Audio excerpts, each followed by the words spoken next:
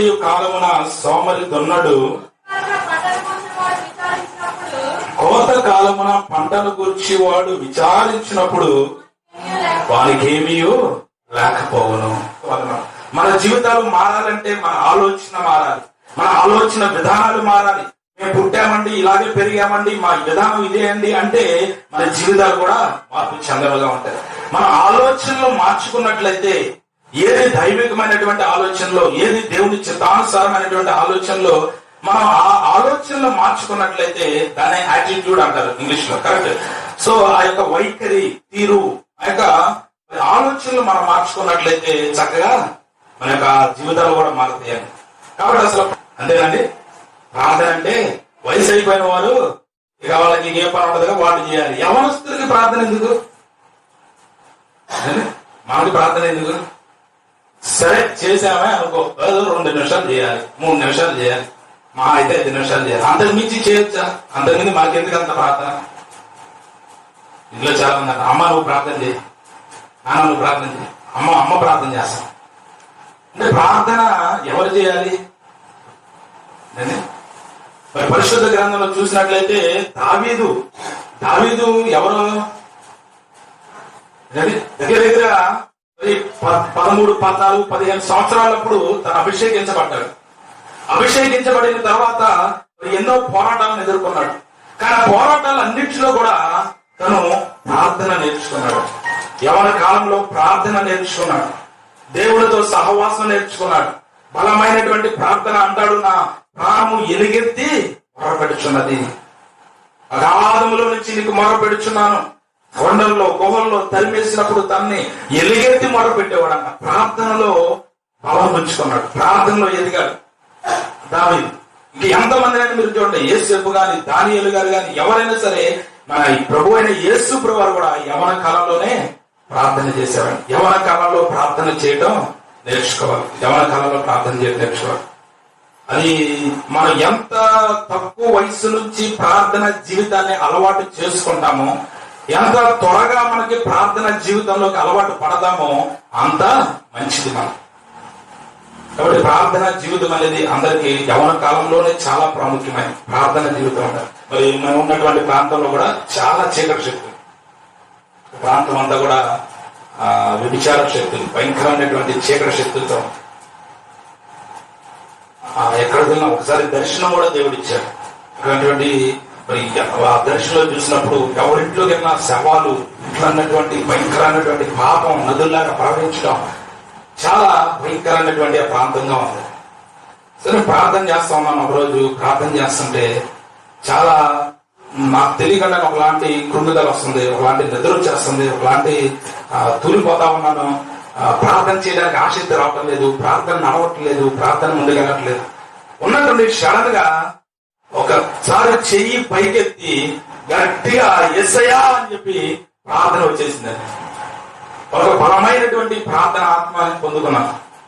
ఆ రోజు నుంచి కూడా ఈ రోజు వరకు కూడా మరి చక్కటిగా ఆత్మతో నింపబడి చేసే ప్రార్థనని నేర్చుకున్నాను. పరిశుద్ధాత్మతో నింపబడి చేతులు పైకెత్తి దేవుని అన్ని భాషలతో, ఆ యొక్క పరిశుద్ధాత్మ భాషతో మాట్లాడుతూ మనం ప్రార్థిస్తుండగానే అక్కడ కాడులన్నీ ఇరిగిపోతున్నట్లుగా, సాతాన క్రియలన్నీ లయమైపోతున్నట్లుగా కనబడతా ఉంటున్నాయి. అది ఇక ఎన్ని గంటలు చేసినా, ఎంత సేపు చేసినా ఇక దాన్ని మనం మర్చిపోతాం ఈ లోకం. అలాంటి ఆత్మ నింపుదలములు ఎంత అద్భుతంగా ఉందంటే ప్రార్థనలు. మీలో కూడా చాలా మంది కూడా ప్రార్థన చేస్తున్నప్పుడు నోరు తెరిచి దేవుని కేకలు పెట్టాలి, ప్రార్థన చేయాలి. ఎందుకంటే ఒక ఆయన అన్నాడు, ఏమన్నా దేవుడా, చెవిటి దేవుడా, మామూలు ప్రార్థన చేస్తే ఏనడా అని కాదండి, మన గుండెల్లో ఉన్నటువంటి భారం బట్టి కేకలేయాలి. ఇప్పుడు కేకలేస్తాం. ఇప్పుడు మనం మునిగిపోతున్నాం అనుకోండి, నీళ్ళలో మునిగిపోతున్నాడు పేదరు గారు, ఏమని కేకేశాడు? ప్రభువా నీ చిత్తం అయితే నాయన నన్ను ఈ నీళ్ళలో నుంచి ప్రార్థన చేశాడా? ప్రభువా నన్ను దీని నుంచి లేపు, ప్రభువా యేసయ్యా యేసయ్యా కేకలు పెట్టు. అట్లా కేకలు పెట్టారు. ఆ రోజు గుడ్డివాడు ఎలా కేకలు పెట్టాడు? దావీదు కుమారుడా యేసయ్యా ఈ రోజు నన్ను దాటి పోవద్దయ్యా, ఈ రోజు నన్ను దాటి పోవద్దయ్యా, యేసయ్యా నన్ను దాటిపోవద్దయ్యా, నీ చల్లని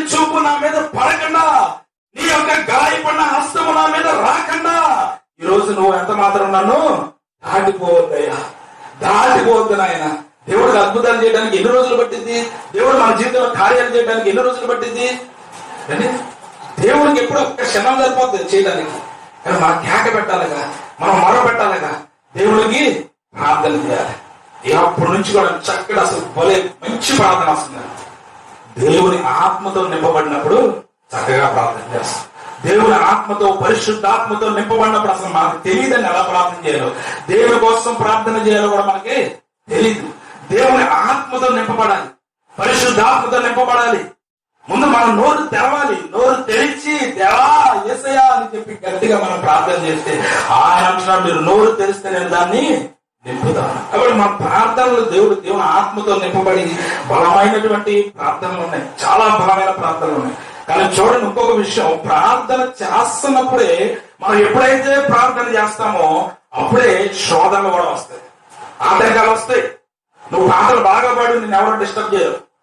నువ్వు సగానికి ఏదన్నా చేయి, నువ్వేమన్నా చేయి దేవుని కొరకు, కానీ ఎవరు డిస్టర్బ్ చేయరు. కానీ ప్రార్థన బాగా చేస్తున్నప్పుడు మాత్రం ఖచ్చితంగా శోధన వస్తాయి. కానీ దాన్ని ఎదుర్కొనే విశ్వాసం ఉండాలి, దాన్ని అధిగమించే విశ్వాసం ఉండాలి.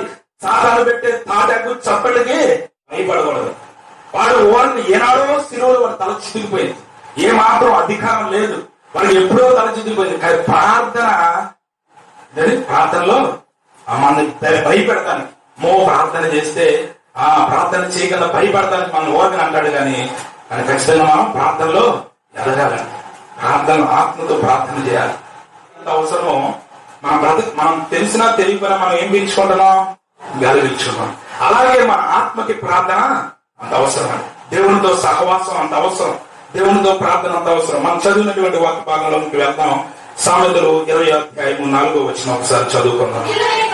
విత్తులు వేయు కాలమున సోమరి దున్నడు, కోత కాలమున పంటను కూర్చి వాడు విచారించినప్పుడు వానికేమీ లేకపోను. చూడు, విత్తులు వేయు కాలమున, విత్తనాలు వేసే కాలం వచ్చిందండి. వచ్చిందా రాలేదా? అయిపోయిందా? విత్తులు వేయు కాలమున సోమరు ఏం చేయడంట? దొన్నడు. అంటే అందరూ పోయి విత్తులు వేసే కాలం వచ్చేసింది, విత్తనాలు జల్లే కాలం వచ్చింది. అందరూ పోయి విత్తనాలు విత్తుతుంటే మన అయ్యగారు, సోమరయ్య గారు ఏం చేస్తున్నారంట? కనీసం ఇంకా దున్నలు కూడా దున్నలేదంట. చూడండి, ప్రార్థన అనేది ఒక విత్తనాలు వేయడంతో పోల్చారు. మనం చేసే ప్రార్థనలు, దేవుని సన్నిధిలో మనం పెట్టే మొరలు, మనం చేసే ప్రార్థనలు ఏంటివి అంటే ఒక విత్తనాలు లాంటివండి, ఒక విత్తనాలు లాంటివి. మనం అనుకోవచ్చు, కొన్ని చూడండి మీరు, విత్తనాల్లో రకరకాల విత్తనాలు ఉంటాయి, అవునా కదా? కొన్ని విత్తనాల యొక్క స్వభావం ఏంటంటే వెంటనే ఎదిగింది, వెంటనే మొక్క వస్తుంది. కొన్ని విత్తనాలు వస్తాయా? చైనాలో మనం ఎదురు మొక్కలు ఉన్నాయి చూడండి, ఎదురు పెరుగుతా ఉంటాయి. అవి మన దేశంలో తక్కువే. చైనా దేశంలో అవి 70-80 అడుగుల పైన పెరిగింది.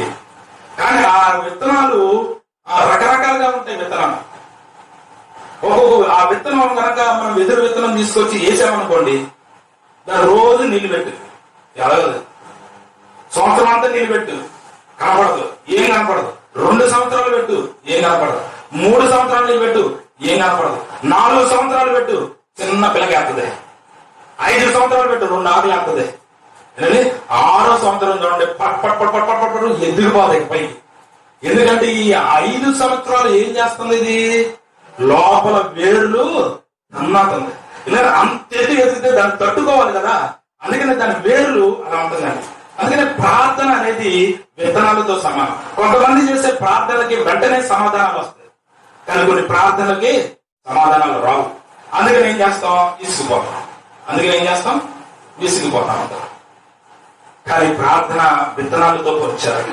ప్రార్థన విత్తనాలు వేయటం, విత్తనాలు వేసే కాలమున మరి మనం విత్తనాలు వేయాలి. యవన కాలం అంతా కూడా విత్తనాలు వేసే వయస్సు. నేను దావీదు గురించి మనం చూసాం. దావీదు మరి 15 సంవత్సరాలప్పుడు అభిషేకించబడ్డాడు. తర్వాత 30 సంవత్సరాలకి రాజు అయ్యాడు.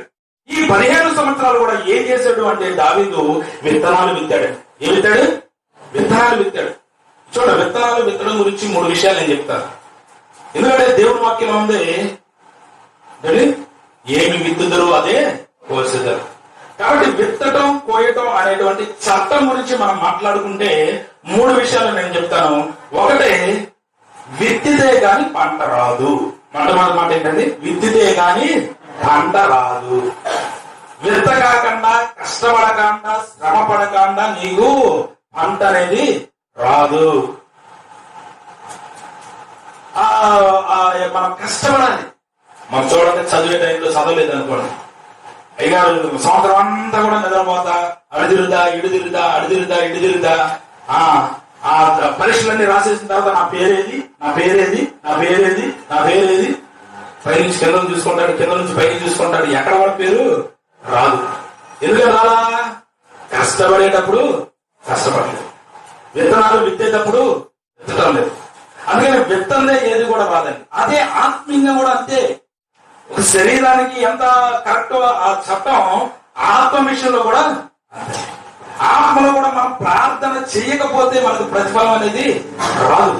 నువ్వు విత్తనాలు వేసే కాలంలో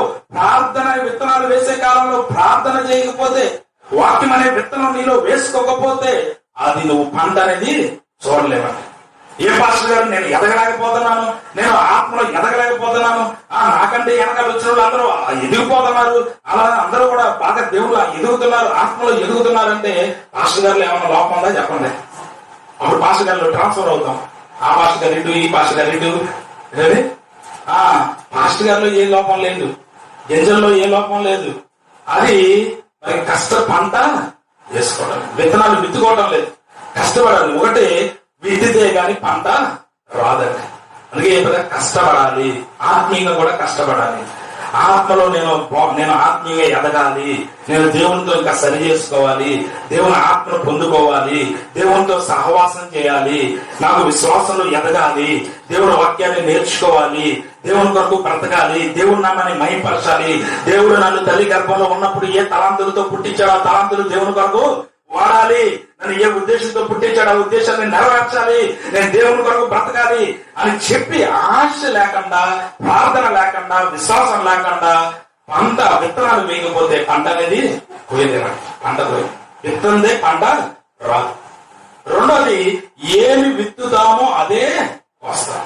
రెండో మాట ఏంటంటే, ఏమి విత్తుదామో అదే కోస్తాం. అంటే ఇప్పుడు నేను పొలంలోకి వెళ్ళి ఒరిగిందులు ఇస్తామనుకోండి, ఏ పంట వస్తుంది? ద్రాక్ష పళ్ళు ఇచ్చేస్తాయా? అదే ఇదేంటి ద్రాక్ష పళ్ళుగా నేను ఎదురు చూసింది, మరి ఇద్దిందేంటి? అందుకే అంటాడు, వాడికి అంటే కొంతమందికి దుర్భాష, మామూలుగా శాపం వచ్చినాడంటే బాగా ఇష్టం. ఎక్కువగా దుర్భాష మాట్లాడుతూ ఉంటారు, శాపాలు మాట్లాడుతూ ఉంటారు, తిడతా ఉంటారు, బూతులాడుతూ ఉంటారు. అలాంటి వారికి అదొక విత్తనం. వాళ్ళు మాట్లాడుతున్నప్పుడు వాళ్ళకి ఏమొస్తుంది? వాళ్ళకే తగిలింది, వాళ్ళకే తగిలింది. అదే ఇతరులను దీవించడం, ఇతరులను మేలు కోరటం, ఇతరులను ఆశీర్వదించడం, ఇతరుల కొరకు మంచిగా మాట్లాడేవాడికి వాడికి కూడా మంచిది. ఏమి విత్తుతున్నావో అదే పంట వస్తాం. యవన కాలంలో ఆత్మను బట్టి ఆత్మీయమైనటువంటి విత్తనం విత్తితే ఆత్మ ఫలాలు వస్తుంటాం. శరీరాన్ని బట్టి, శరీర ఇచ్చను బట్టి, శరీరం ఎట్ట నడిపిస్తే అట్ట పోత, శరీరం ఇచ్చను నువ్వు విత్తితే ఆ శరీర ఇచ్చిన మరణం అనేటువంటి పంట వస్తాం. తప్పకుండా వేదన, దుఃఖం అవన్నీ పంటలో మనం కోస్తాం. కనుక ఆత్మీయమైనటువంటి పంట మనం విత్తాలి. మూడో మాట, మరి మొదటి మాట ఏంటండి? విత్తితే గాని పంట కోయము. విత్తితే గాని పంట కోయము. రెండవది, ఏమి విత్తుదామదే వస్తాం. మూడవదిగా, మనం విత్తిన దానికి 100 రెట్లు వస్తాం. అవునా కదా? ఒక వరిగింజ మనం విత్తుతాం, కానీ ఒక పని వచ్చినప్పుడు దాంట్లో ఎన్ని కంకెలో ఎన్ని వస్తాయి చూడండి. ఎన్ని గింజలు వస్తున్నాయి? చాలా రెట్లు వస్తాయి. కాబట్టి మనం విత్తేది కొంచెమే, కానీ ఫలించేది ఎక్కువ. ఇప్పుడు దావీదును చూసుకున్నట్లయితే మరి 15 సంవత్సరాలు విత్తాడు. ఒక రోజు కాదు, 2 రోజులు కాదు, ఒక నెల కాదు, ఒక సంవత్సరం కాదు, 2 సంవత్సరాలు కాదు, 3 సంవత్సరాలు కాదు, 5 సంవత్సరాలు కాదు, 10 సంవత్సరాలు కాదు, 15 సంవత్సరాలు దేవుని సన్నిధిలో విత్తుకుంటా వచ్చాడు. ఏడ్చుకుంటా, కేకలు పెట్టుకుంటా, దేవుని సన్నిధిలో మొరపెట్టుకుంటా, ప్రార్థనలో ఎదుగుతూ, దేవుని ఆత్మను పొందుకుంటూ యవ్వన కాలంలో అప్పటికి దావీదు చక్కటి రూపవంతుడు, మంచి వాయిద్యాలు వాయించగలడు, చమత్కారంగా వాయించగలడు, యుద్ధ విద్యలు తెలిసిన వాడు, అన్ని టాలెంట్స్. ఈ రోజున అన్ని టాలెంట్స్ ఉన్న మనం ప్రార్థన చేయమని చేస్తారా? అన్ని టాలెంట్స్ ఉన్నవాళ్ళు ప్రార్థన చేస్తారా? వాయిద్యాలు వాయించేవాళ్ళు వాయించేసి వెళ్ళిపోతారు. వాయిద్యాలు వాయించేవాళ్ళు వాయిద్యాలు వాయించేస్తారు. కానీ ప్రార్థన, మరి యుద్ధాలు చేసేవాళ్ళు ప్రార్థన చేస్తారా? అసలు దావీదు ఎట్లా నేర్చో నాకు అర్థం కాలేదు. అదే చేత్తో కత్తి పట్టుకుని యుద్ధం చేసేవాడు, అదే చేత్తో సితారా పట్టుకుని వాయించేవాడు, మరి అదే చేతులు పైకెత్తి ప్రార్థన చేసేవాడు. అసలు ఎన్ని టాలెంట్స్ ఉన్నాయి చూడండి. యవనస్తుడు అంటే ఒక మాదిరికరమైన. కాబట్టి చూడండి, 15 సంవత్సరాలు విత్తాడు, దాని ఫలితం తర్వాత 50 సంవత్సరాలకు వచ్చాడు. దేవునికి స్తోత్రం. దాని ఫలితం ఎన్ని సంవత్సరాలకు వచ్చాడండి? 50 సంవత్సరాలకు వచ్చాడు. కాబట్టి బాగా మనం విత్తడం నేర్చుకోవాలి. వీళ్ళందరూ కూడా విత్తడానికి వెళ్తుంటే మరి కొంతమంది ఉంటారంటండి, ఆ సోమర్థనంగా ఉన్నవారు ఏం చేస్తారంటే ఇంకా దున్నను కూడా దున్నరంటారు. ఇంకా పంట అనేది ఇంకా దున్నటం కూడా ప్రారంభించలేదు, ఆ భూమి దున్నటం కూడా ప్రారంభించలేదు. ఇప్పుడు మన బీడు భూములు ఉన్నాయనుకోండి, బీడు భూముల్లో ఏముంటాయి చెప్పాలి, మీకు తెలిసిన భాష చెప్పండి అండి. ముళ్ళ తుప్పలు, బండ రాళ్ళు, పెద్ద రాళ్ళు, చిన్న రాళ్ళు, గులగ రాళ్ళు, తర్వాత ముళ్ళ తుప్పలు అన్ని ఇష్టం వచ్చినట్లుగా ఉంటాయి. ఇప్పుడు నువ్వు దాంట్లో విత్తనాలు విత్తితే ఏమన్నా ప్రయోజనం ఉంటుందా? ఏం పనిచు. హృదయం దున్నపడకుండా, హృదయము కడగబడకుండా మనం ఎంత ప్రార్థన చేసినా కూడా ఏంటంటే ఏమన్నా ప్రయోజనం ఉంటుందా? ఉండదు. ఇంకా హృదయాన్ని సిద్ధపరచుకోవట్లేదు చాలా మంది. అదే కోతకాలం వచ్చింది, అందరూ కూడా విత్తనాలు వేసే సమయం వచ్చింది, అందరూ కూడా విత్తనాలు వేస్తున్నారు, ఇంకా హృదయాన్ని సిద్ధపరచుకోవాలంటున్నారు. దావీదు ఎన్ని సంవత్సరాల నుంచి విత్తనాలు వేశాడు? 15 సంవత్సరాల నుంచే. ఇంకా చెప్పాలంటే ఇంకా చిన్న వయసు నుంచే విత్తనాలు వేయడం మొదలు పెట్టాడు. మరి ఇక్కడ 20 సంవత్సరాల లోపు ఉన్న వాళ్ళు ఎంతమంది ఉన్నారు? చాలా మంది ఉన్నారు. సో వాళ్ళందరూ కూడా మరి దేవుని హృదయాన్ని ఏం చేయాలి? సిద్ధపరచుకోవాలి. హృదయాన్ని సిద్ధపరచుకోవాలి. ముందు బండ రాళ్ళను తీసివేసుకోవాలి, పాపాన్ని ఒప్పుకోవాలి. పాపాన్ని ఒప్పుకుని పాపము రాళ్లతో పోల్చబడింది. పాపములను ఒప్పుకుని దేవుడికి వ్యతిరేకంగా చేసినటువంటి అతిక్రమములను, పాపముల్ని మనం ఒప్పుకుంటే ఆయన నమ్మదగిన వాడు, నీతిమంతుడు కనుక మనల్ని దుర్నీతి నుంచి విడిపిస్తాడు. కనుక ముందు బండరాళ్ళు తీసేసుకోవాలి, ఆ యొక్క చిన్నరాళ్ళు తీసేసుకోవాలి. అవిధేయతలు, అతిక్రమములు, ఆ దేవుని వాక్యానికి వ్యతిరేకమైనటువంటి క్రియలు, మరి శరీర ఇచ్చలు, శరీరాశలు, మనసులో ఉన్నటువంటి వ్యాకులతలు, ఆ యొక్క ప్రతిదీ కూడా తొలగించుకోవాలి. తొలగించేసుకుని తర్వాత ముళ్ళ తుప్పలు తీసేసుకోవాలి. ముళ్ళ తుప్పలు కూడా తీయాలి. ఈ లోక విచారాలు, లోక సంబంధమైనటువంటి విషయాలు అన్ని కూడా తొలగించుకుని మనం హృదయాన్ని సిద్ధపరచుకోవాలి. హృదయాన్ని సిద్ధపరచుకునేటువంటి సమయం. అందుకనే మన యొక్క ఇప్పుడు భార్య భర్తలు ఇద్దరు గొడవ పడ్డారనుకోండి, కుటుంబ ప్రార్థన, ఇంట్లో కుటుంబ ప్రార్థన ఉందండి, కుటుంబ ప్రార్థన ఉందా? కుటుంబ ప్రార్థన ఉంది మా ఇంట్లో అన్నోళ్ళు చేయతాను. కుటుంబ ప్రార్థన మా ఇంట్లో ఉంది. ఒక క్రైస్తవుడికి 3 ప్రార్థనలు చాలా ప్రాముఖ్యమైనవి. మొదటిది ఏకాంత ప్రార్థన, ఒంటరి ప్రార్థన. రెండవది కుటుంబ ప్రార్థన. మూడవది సంఘ ప్రార్థన. మొదటిది ఏకాంతముగా దేవుని సన్నిధిలోకి వెళ్ళి గోజాడుకునేది. ఇక దేవుడు నువ్వు ఇంకెవ్వరూ లేరు, చిన్న పిల్లవాడిలాగా దేవుని సన్నిధిలో గోజాడి ఏడ్చి మొరపెట్టుకుని, ఇక నువ్వు చిన్న పిల్లవాడి వల్ల ఏడ్చి దేవుని సన్నిధిలో ప్రార్థన చేసే ఏకాంత ప్రార్థన. రెండవది కుటుంబ ప్రార్థన. ఏకాంత ప్రార్థనలో ఉన్నటువంటి గొప్పతనం ఏంటంటే అది మనకి శక్తినిచ్చే ప్రార్థన. శక్తిని ఇప్పుడు మన సెల్ ఫోన్ ఉన్నాయి చూడండి, ఈ సెల్ ఫోన్లు నువ్వు మనం ఎంత వాడినా కొద్దిసేపు ఏం చేయాలి?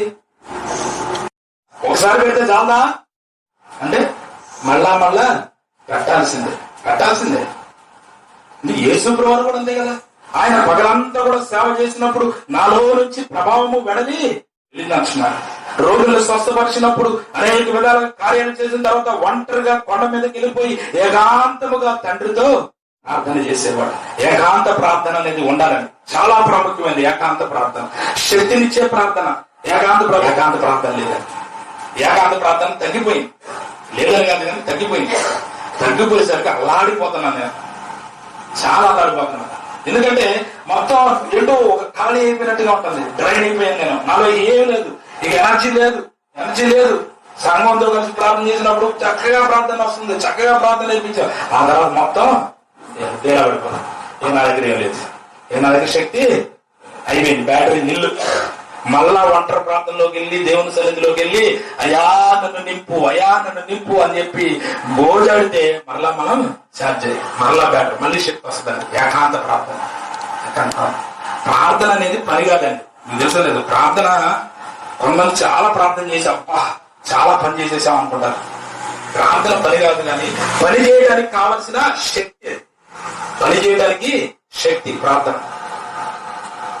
ఇంట్లో సమస్యలు వచ్చినప్పుడు, లేకపోతే ఏదన్నా మనం ఒక విషయాల గురించి చెప్పాలన్నప్పుడు మరి ఆ ప్రార్థన అనేది చేసినప్పుడు శక్తి వస్తుంది, మన నోటికి శక్తి వస్తుంది, మనం బలంగా మాట్లాడగలుగుతాం. ఆ మాట ద్వారా దేవుని కార్యాలు జరుగుతాయి. కనుక ప్రార్థన, ఏకాంత ప్రార్థన ఉండాలి. రెండవది కుటుంబ ప్రార్థన. ఎప్పుడన్నా ఏదన్నా మనస్పర్ధలు వచ్చి, మనస్పర్ధలు రావంటారా? లేదండి, మేమందరం ఈ సంఘంలో ఉన్న అందరం దేవదూతలం అండి, మేమందరం దేవదూతలం, మాకేం బాధలు లేవు, మాకేం లేవు అంటారా? కుటుంబ గొడవలు లేని ఏది, మనస్పర్ధలు లేని కుటుంబం ఏదీ లేదు. అదేండి. కాబట్టి చూడండి, ఉన్నప్పుడు ఏం చేస్తారో చెప్పండి. సరే తర్వాత కొట్టుకుందాం, తర్వాత మాట్లాడుకుందాం, కానీ ముందు దాన్ని ప్రార్థన చేద్దాం అన్నాడు. ముందు ఏం చేద్దాం? ప్రార్థన చేద్దాం అనిపించు. నేను అట్లా అంటాను.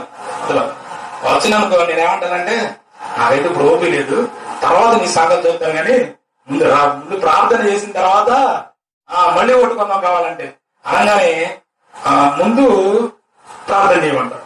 ఎవరిని ప్రార్థన చేయాలి? ఎవరి నుంచి ఆ సమస్య వస్తుందో వాళ్ళని ప్రార్థన చేయమన్నారు. వాళ్ళు ప్రార్థన చేస్తారా? చెప్పండి. నువ్వు చేయి,